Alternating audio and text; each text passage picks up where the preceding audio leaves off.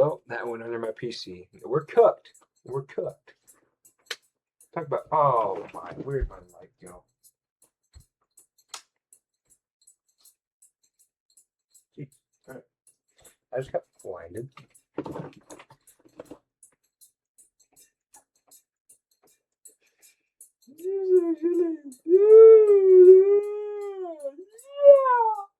Alright, so yeah, there you go. That's how we do it. Hyperventilation. Alright, guys. What do we think hyperventilation is? Breathing too fast. Expelling too much carbon dioxide. Right? Which, not as big of a problem as hypoxia. You know why?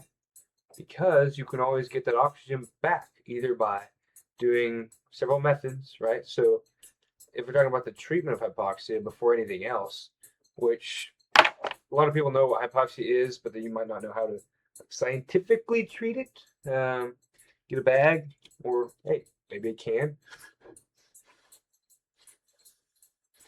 There's something that slows your breathing down, right? But that's not what this is for. That's not what the can's for. It'll help in that maybe a little bit, but what it's really for is keeping your carbon dioxide inside your body, because you're expelling too much carbon dioxide. Too much. It's true that our bodies expel carbon dioxide and intake oxygen, but you also need a little bit of carbon dioxide in your body for homeostasis. So when you get stressed, we talked about the startle effect. We just mentioned it. That could be a possible scenario. You're in the middle of breathing, in the middle of talking, maybe say ATC or something, and then something weird happens. Maybe a plane flies across your windscreen and you barely avoided them, and you're going to start breathing really heavy and you're not going to be able to stop.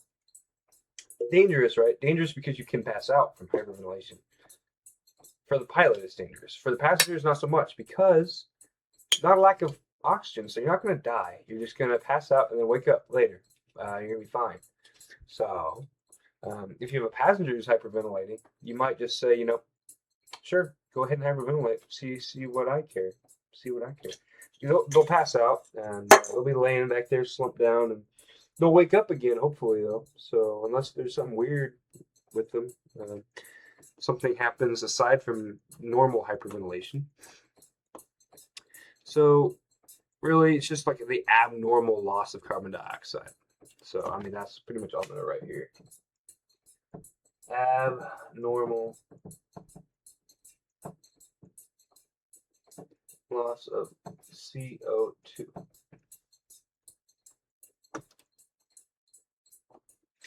You want to do anything you can to slow your breathing rate, right? You want to you want your brain to regain back like autonomous breathing, slower autonomous breathing rate, right? So that might be singing, that might be talking out loud, something that stops you from focusing on breathing entirely, right? When you're hyperventilating, it's hard not to focus on the breathing, so you want to try to take your mind from that by singing, talking, maybe even holding your breath, right? So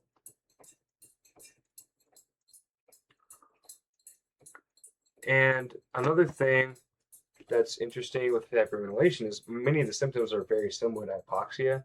So it's important to, cross-reference and make sure you correctly diagnose the problem before you just write it off as hyperventilation. Because it could be something much more sinister, right? But if it gets better through certain things, you can pretty much go ahead and say, oh, that's hyperventilation, right? And don't have to worry about it much anymore. Common symptoms, right? Visual impairment, unconsciousness, lightheaded, dizzy, tingling, hot and cold sensations, muscle spasms, which is one of this kind of, well, that happens with hypoxia too. It can. Yeah, I mean, think about your diaphragm. What's going on when you're breathing like crazy? So it's probably spasm or something similar like the hiccups. I don't know. Recovery is usually rapid once the breathing rate is returned to normal. Once you have restored the proper carbon dioxide level in the body, you're golden, right? You're not gonna have to go see a doctor afterwards because of this. I mean, it's pretty much an acute problem, and if you can fix it in the moment, you're chilling, right? It'll fix itself, is what I'm saying. One way or the other, you'll either pass out and then your brain will just breathe on its own and fix your breathing rate that way, or you'll fix it without passing out, which is the obviously optimal way if you're flying an airplane. So, say you'll do that with what you will. Since we're on the topic of hypoxia, we should go talk about the law regarding supplemental oxygen. All right.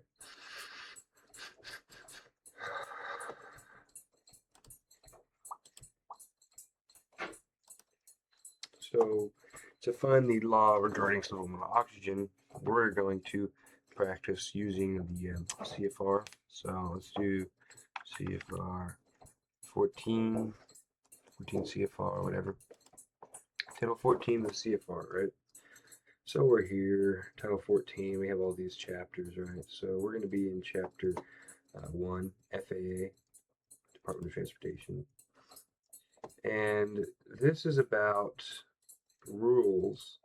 So it's probably not going to be in Subchapter A, but it'll probably be in Part 90, General Operating Rules, Chapter F, Subchapter F. So in here we can see certain things, like all of this. Part 91 here. Flight rules, special preventative. Let's look at flight rules. Although it might be in general, I'm not sure. But this even has a table of contents for this page. This.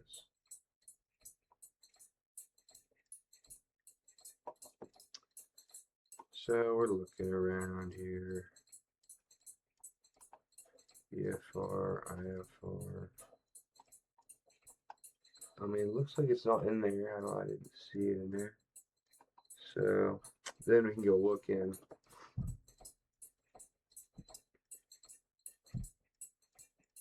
That got really close. 5, yeah, got it. So we'll go back. Part 91. I'll look in general and see if it's in there. So it's probably going to be in here. This means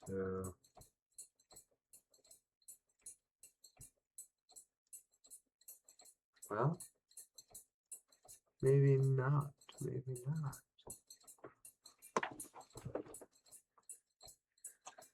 So let's see if we can find it in another area, I guess.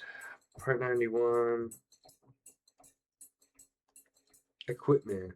So, duh. Right? Duh. Supplemental oxygen. Cool.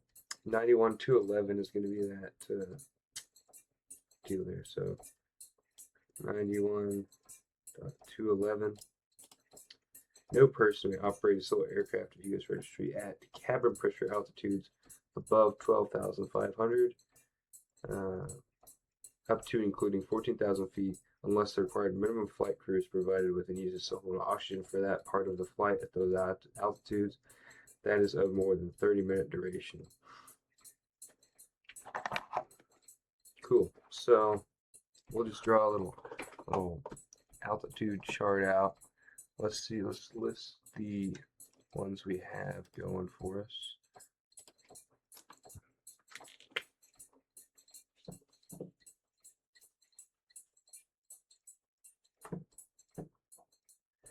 So we'll just say 12, 5, and then we'll go with was it 14,000 and 15,000.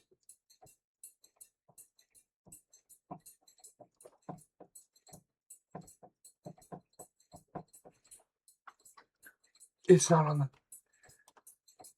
Look, why is there? What in the world? All right, so as you can see there, we have that drawn out, and we have this screen of death. The scream of death. Okay. So I've got a plane that is flying, right? It's flying up through these altitudes. So what's going to happen first, right, is you're going to hit that 12,500. The second you cross into there, right? The second you cross into there.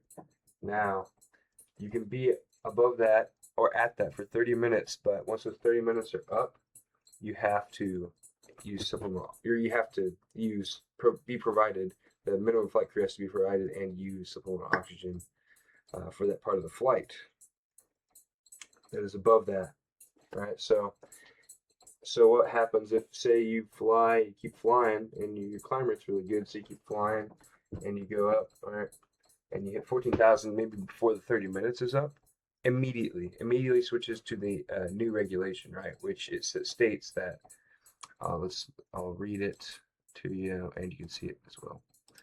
At cabin pressure altitudes above 14,000 feet, unless the required minimum flight crew is provided with and uses supplemental oxygen during the entire flight time at those altitudes. So you have to, right, at 14,000. So it switches over there, and then it switches over once again at 15,000.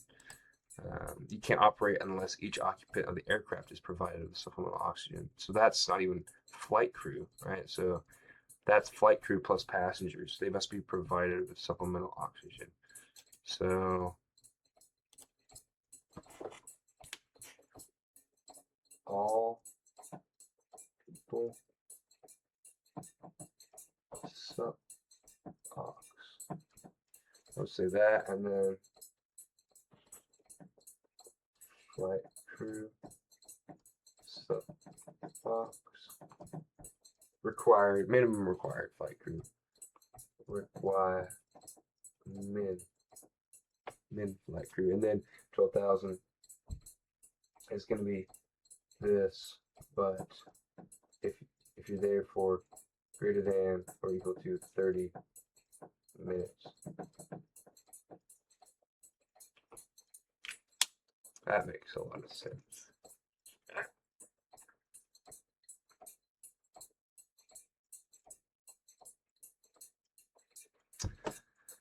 Okay, alright. And that was and it could have federally 91.211. You gosh dang it. 91.211, right?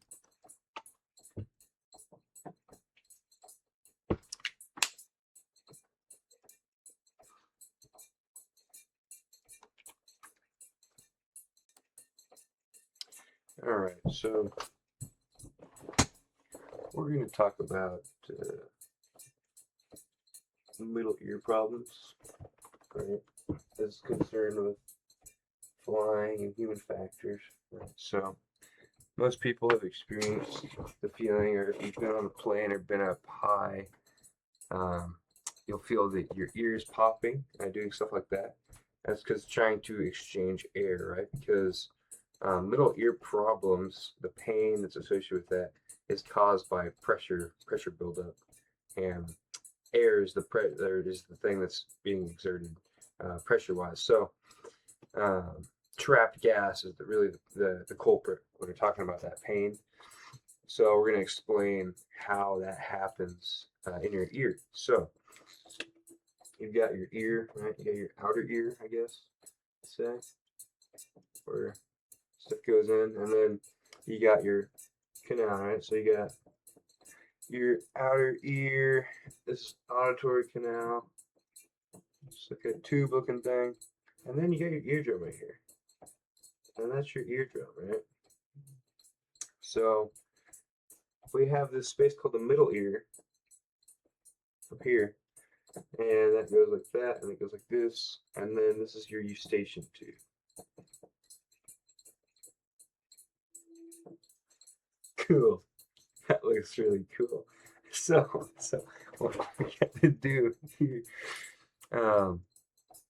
so these eustachian tubes, it's kind of interesting because we don't really think about it this way sometimes, but these eustachian tubes, they actually go to your throat. They go to the back of your throat. So they go somewhere back here.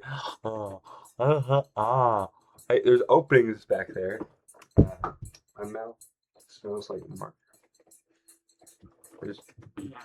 there's openings back there, and yeah, so there's openings back there, and what happens?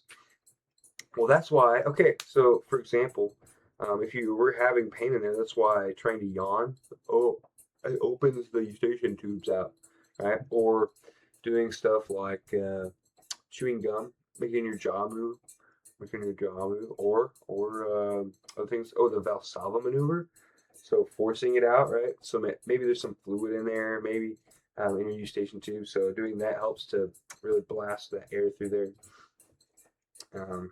So yeah, middle ear problems, right? Okay, middle ear.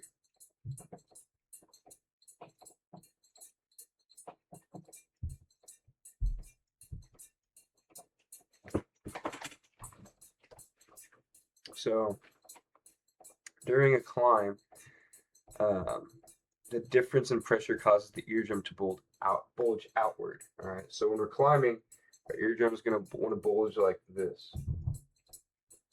So why is that, right? Because the air that was in there, right? If you started on the ground and then went up, the air is higher pressure from the ground, right? Because as you go up, the air is less dense, lower pressure air. So as you go up, high pressure also to low pressure, right? So if there's high pressure air in here, in the middle here, and there's low pressure out here, out in the outside world, in the auditory canal, right? So if it wants to go high to low, so it wants to get to the low pressure somehow, and that's why it causes pain because your eardrum's bulging outward. So that's that example, and then we'll talk about the opposite example. So because this can happen in either direction, right? So with your that was ascending, so I'll go ahead and so ascent.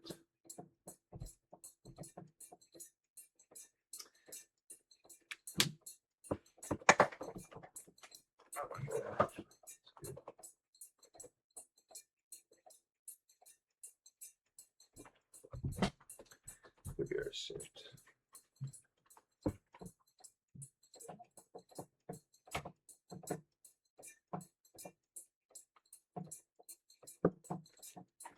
Oh my gosh. Cool. So the next case is going to be our descent. So we're descending.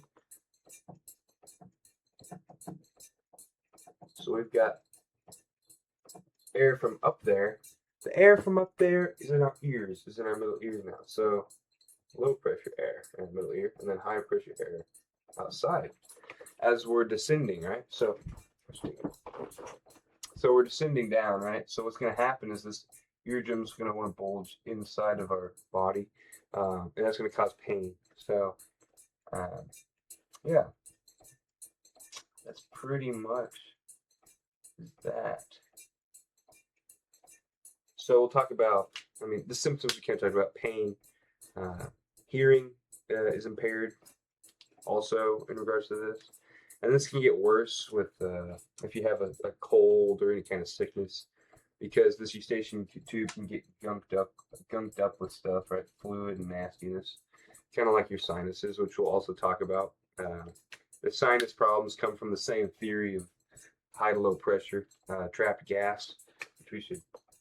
So it's just right, trapped gas.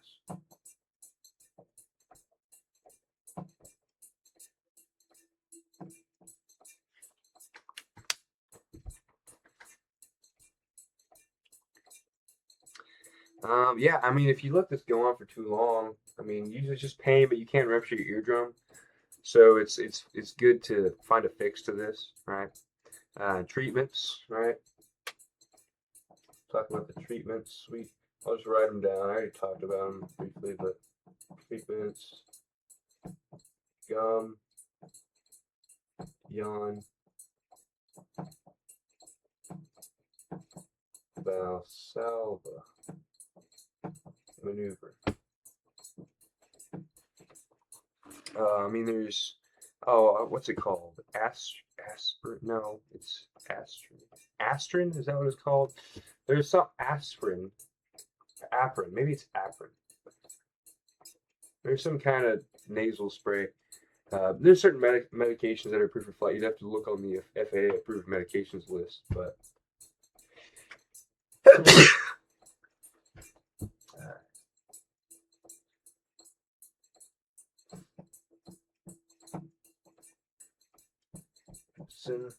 oh, oh.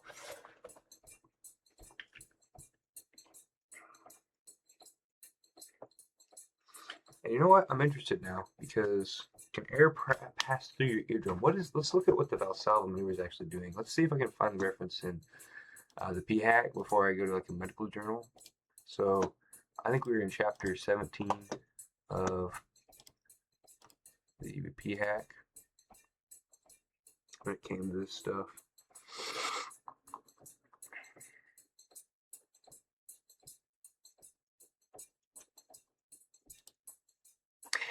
Wow! We're open at the earth to the sun. We're on the horizon. Oh, we're open.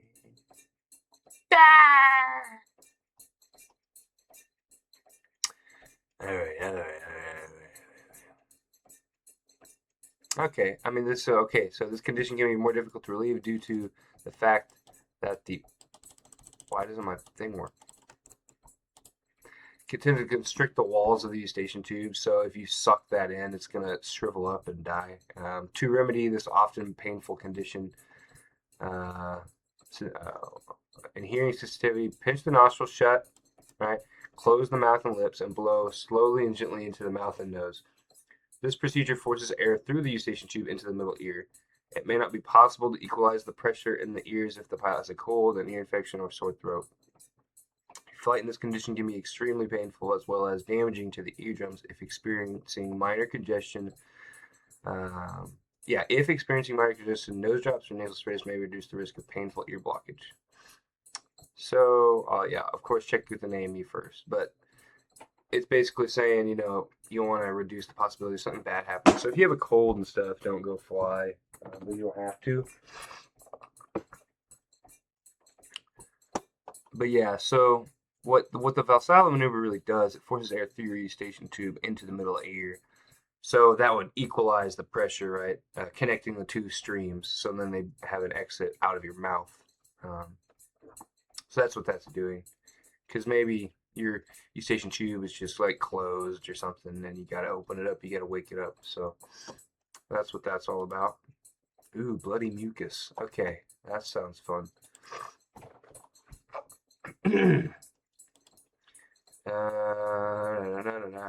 All right, so it's about to talk about in a similar way. Air pressure in the sinuses equalizes with the pressure in the flight deck through small openings that connect the sinus to the nasal passages. An upper respiratory infection such as cold or sinusitis or a nasal allergic condition can produce enough congestion around an opening to slow equalization. So sinus block, right? This is also involved. I'll just do sinus / ear. Trap, yes, right. So I'm gonna erase this, and then we'll talk about. I'll talk about stuff for, our sinuses because it goes on the same principle.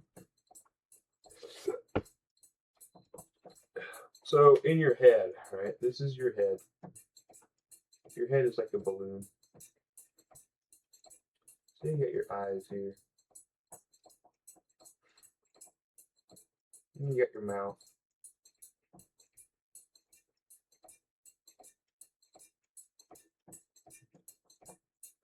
Cool. All right. So what we got going on here? Am I video recording? Okay. So what your sinuses, like the location of your sinuses, just so you can explain the pain away. It's good. Okay, it's gonna look something. So you got eyebrows too, of course, right? So these sinuses kind of look like this. And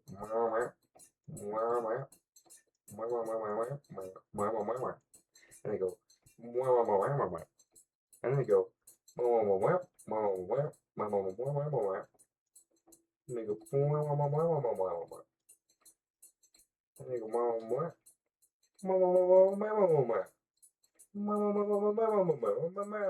go, and then you just copy it on both sides like that. It creates a nice, lovely picture. So that is kind of what your sinuses look like. So there's a whole lot going on in there that you don't really know or you can't see, right? Your sinuses are kind of a mysterious thing. So normal sinus would be like not having fluid-filled sinuses. Bad sinus would be few. So if we had two sides of your sinus system, this side is filled with all kinds of crap, right? This side is gonna hurt really bad, probably. That's why you get that pain right above your eyebrow, right above the eyebrow. So that's cool.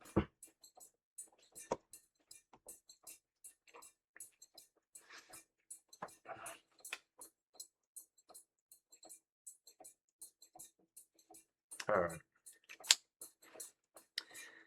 So yeah. Oh, okay. Yeah. So yeah. I mean, symptoms for this, right? Pain. You can have bloody mucus from your nasal passages, so you're sneezing blood. Treatment, slow descent rate can reduce pain and keep it like manageable. So slow descent rate.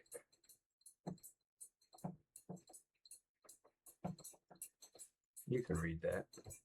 And then the next treatment, it says do not fly with sinus problems. So that's a DNF, man. That's a DNF.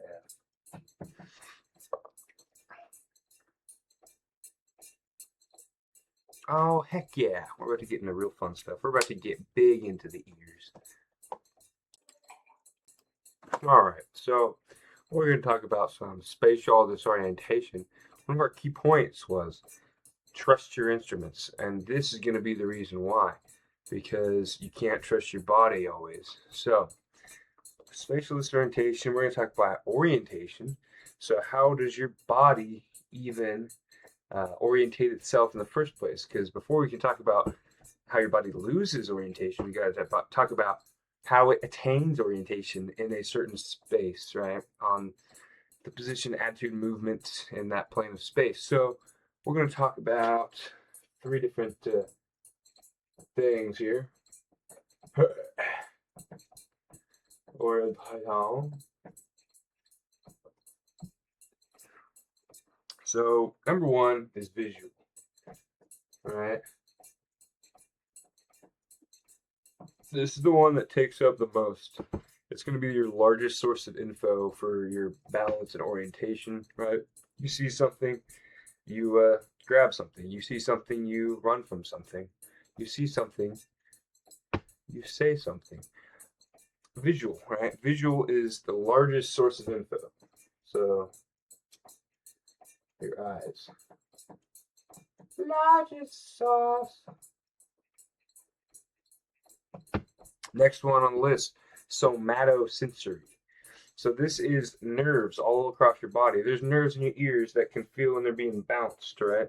You can feel it when you bounce your ear. There's nerves in your nose when you wiggle your nose. There's nerves in your hair that tell you when your hair is being pulled.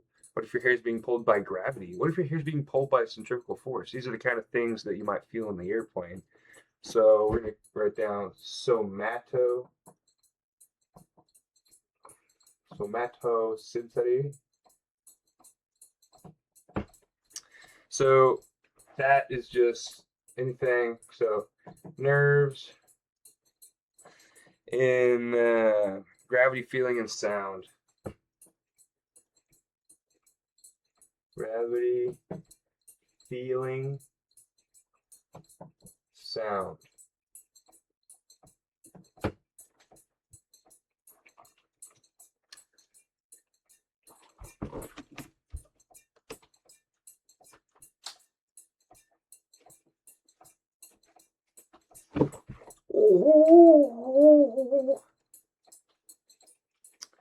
All right, so the next one on the list is going to be your vestibular, vestibular system. So this is when we're going to talk about your stuff in your ears. It's going to be your semicircular canals, your semicircular canals, right? So this is your motion sensing system in the inner ears. So motion sensing.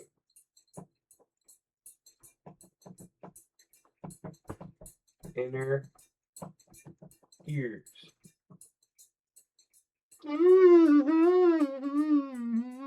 So this is what's going to report head position, orientation, and movement. So we're going to say report. It reports head position.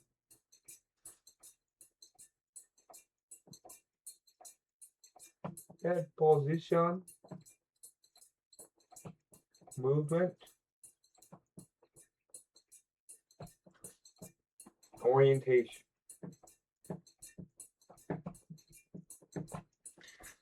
Very coolio, very coolio. I'm gonna go ahead and erase all that. You don't need to know that anymore. You just took notes on it. So let's talk a little bit about the spatial disorientation, right? So spatial D.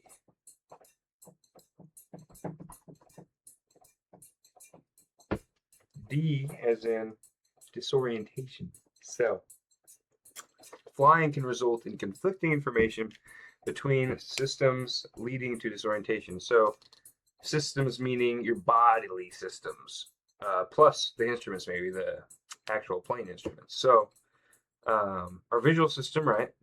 So when we're flying, there's things called clouds. So if you're flying in the clouds, you can't see anything but clouds. So in a sense, you can't see anything. So in that case, you can't rely on your visual system, which, like we just talked about, is your largest source of info. So if you can't rely on that, guess what you're relying on? The other two, which were somatosensory and vestibular system. So this is interesting because now we have to understand those systems more because we're relying on them more.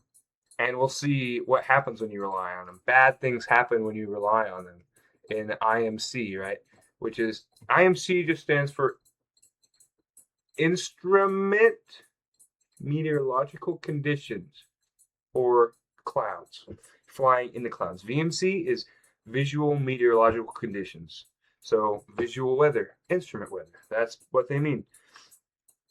So VMC, when you're in VMC, right? Your eyes can prevail over the other senses. Right, so they're kind of the leader. They are the leader of the pack. But when you're in IMC, so when you're in the clouds, that's not the case anymore. And instead, your eyes can't correct for false sensations. So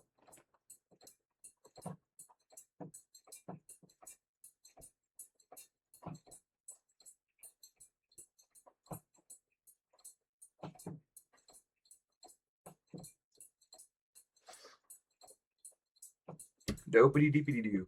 So your vestibular system / inner ear, right, senses movement and determines orientation using semicircular canals. So think about it like something like this. Where's my hand at? Something like that. So you have these different planes of movement. You have these different planes of movement here. All these different planes, right? So it's kind of hard to draw. So I'm actually going to go to the P-hack. Could try to draw it, but it would not go well. It would not go well, right? It would not. All right. This is, the best picture ever on it, right? So you have your pitch semicircular canal, your yaw semicircular canal, and your roll semicircular canal. These are not what they're actually called, but in a sense, they can be related to that for flying purposes. So they're arranged at right angles to each other approximately. Crazy how cool a human body is, right? So they have all these axes to sense where you are in space. So inside these semicircular canals, this is the important part, is this cross-section like looking thing. So you can see inside of it and what's going on, right? So it's got these hairs, these hair cells, right? These yellow things are the hair cells. Well, I guess these down here are the hair cells. The cupula might be the actual hair, and the otolith organ, right? So the fluid is this black grayish stuff. So when you move your head, this stuff's going to be spinning around in there, right? So when you think about that, there's all kinds of scenarios that could happen when this, because this is sending information via this vestibular nerve to your brain telling you your position. So we have to learn about this so that we can either, pretty much so that we can fight against it, right? Because a lot of times an instrument, you know, this is going to be causing you problems more than good. It's never really going to be causing you any good. So let's talk about some of these illusions, right? And talk about how the semicircular canals are reacting, how this is happening, right? Oh yeah, I forgot to say, I mean, somatosensory, the skin, joints, muscles, this is important. So seat of the pants flying is what I forgot to mention. That's a lot of times what's used in conjunction with that somatosensory. But yeah, keep it on with what we're keeping on with. We're going to talk about some of these illusions. All right, so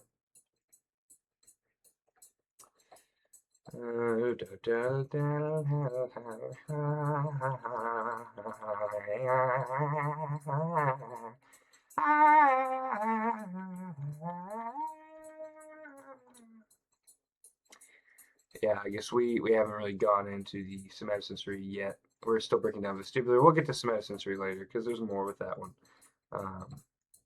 So the vestibular system. So we detect linear acceleration and gravity with those otolith organs. And we can detect angular acceleration. Well, so the semicircular canals and the otolith organs are kind of different, right? They're one and the same a little bit, but basically the otolith organ is inside the semicircular canal. So this is an example of what happens for example, the graveyard spiral. We'll talk about that, right? So then this is kind of leans / graveyard spiral, if you want to think about it that way. Cool. So, and here, there's no turning, no sensation. When you start turning the plane, right, the moving fluid deflects these hairs, right? After a while, right, after a while of moving, it'll stabilize inside there, and then the fluid will be accelerating the same as the tube ball, and then there'll be when you stop the turn, you'll get that opposite direction feeling because the hairs that were deflected are now going to deflect in the opposite direction. That's why you get the leans. So that's very tricky. All right, so let's talk a little bit about the lean. Well, we just did. That's what the leans is. Most common illusion during flight, caused by sudden return to level flight following a gradual prolonged turn that went unnoticed by the pilot.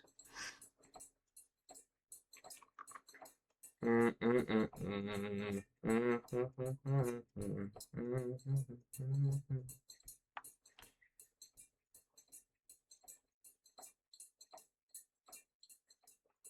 dude, this is a whole freaking section. So we talked about the vestibular system, right? And the PHAC. Now we're going to talk about the somatosensory in more detail. One thing about it is that your brain, so the nerves in your body are constantly sending info to the brain, which signals the body's relation to gravity. So let's talk about what it really means. Pretty much, it's looking for your body's relation to gravity. So sensory. All right, so it's looking for your position to gravity. So, but the thing is that your brain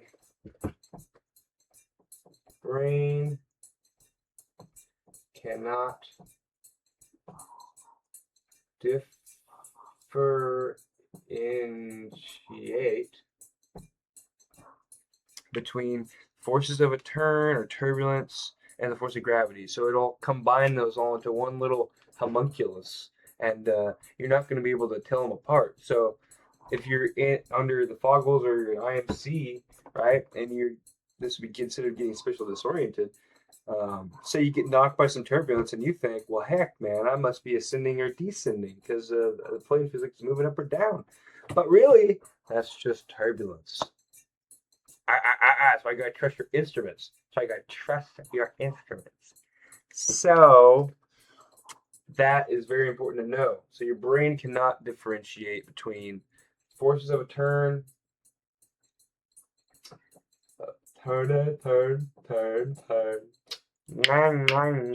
Turbulence. Turbulencia. Oh, yes. And the force of gravity. All right. Whatever somos. So,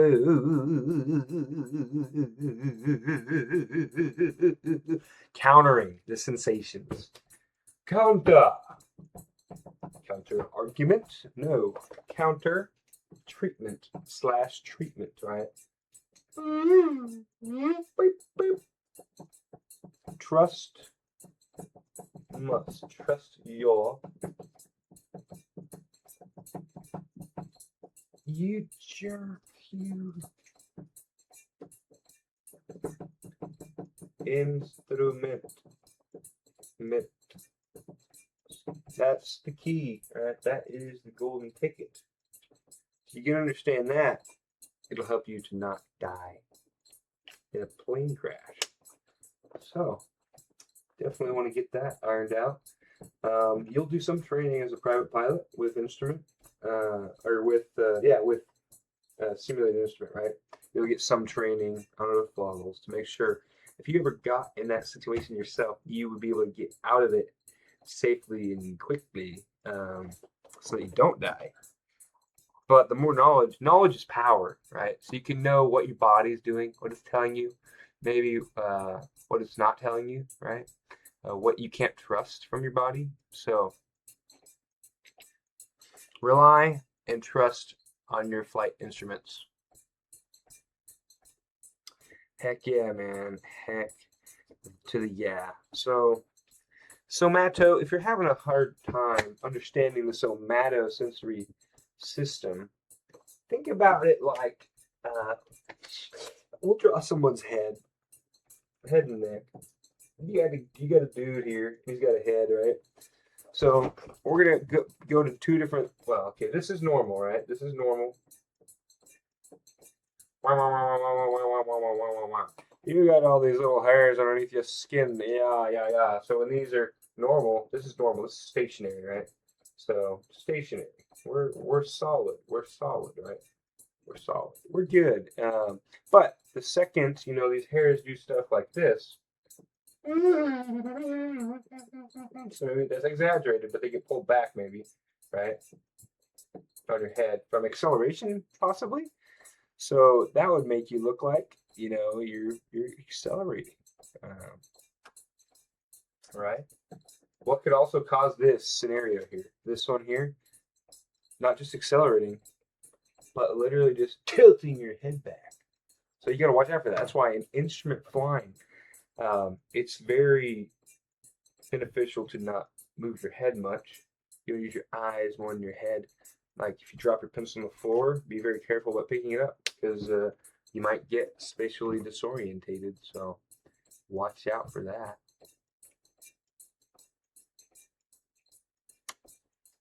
Yeah, that's enough on the somatosensory. That's way too much on the somatosensory, in fact. What the heck is this order?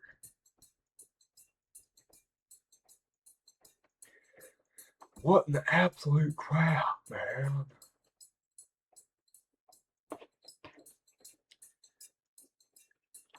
of my feel. I never do it there.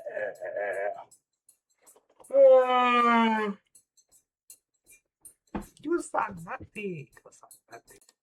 I guess a natural branch off from this is what we call motion sickness. So we're going to learn what motion sickness really is, simplified, down to the basic level. So it doesn't really have much to do with spatial disorientation.